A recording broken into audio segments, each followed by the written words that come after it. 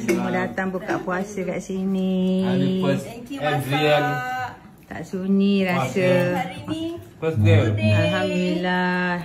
Edra Tak sunyi rasa rumah. Puasa family. Abang je tak ada. Tak sihat. dah pada Ramadan biasa tu. Mama tengok semua anak-anak mama ada kat sini buka puasa. You wash your hand. Okay, sekejap lagi you wash your hand, okay? Okay.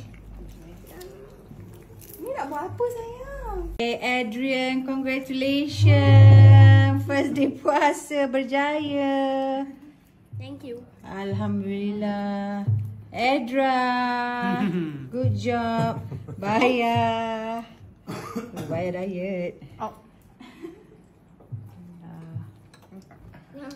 Yeah.